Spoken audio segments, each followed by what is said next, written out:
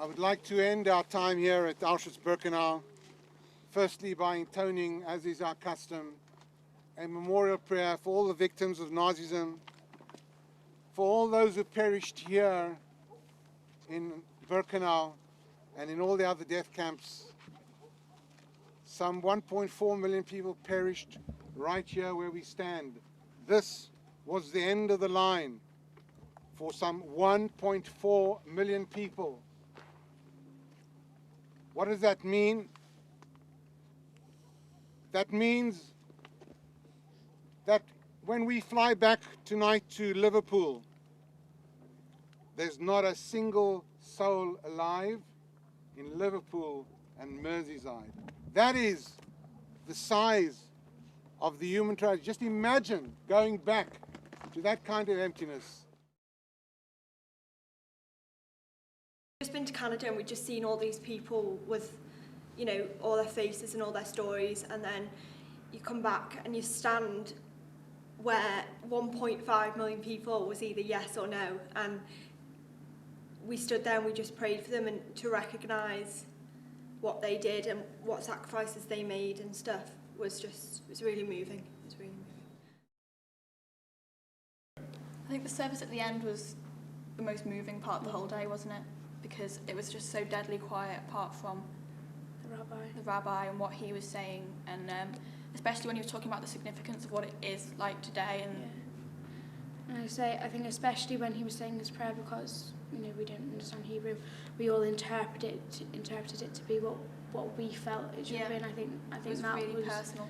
Yeah, and I think I'm glad that was included actually.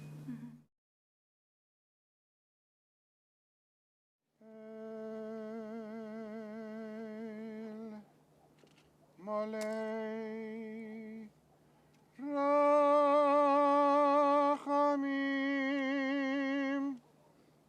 Shochein Bameromim Ametzei Menucha Nechona Al Kaveh Shechina.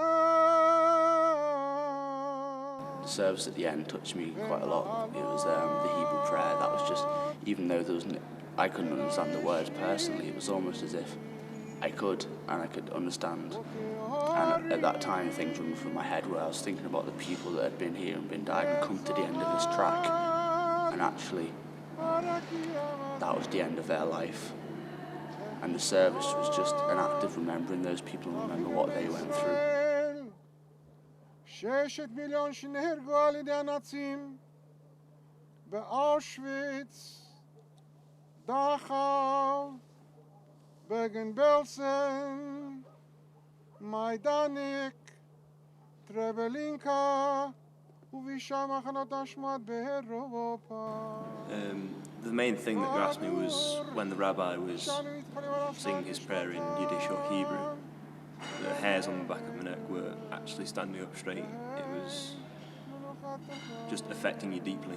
You couldn't explain it, it just felt right that it was happening.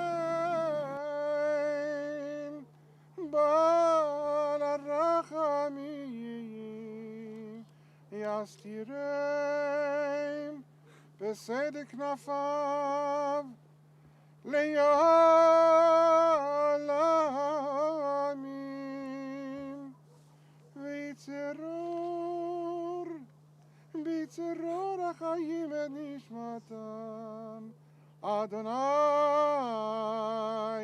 הוא נחלתם, וינוחו על משכבם בשלום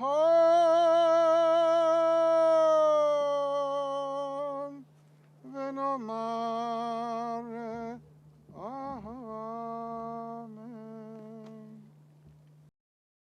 The most striking moment for me across the day was probably in Birkenau. After we'd had our kind of little ceremony at the end, we all walked back along the train tracks, on the train tracks, and it hit me that nobody who was ever in Birkenau ever walked back that way.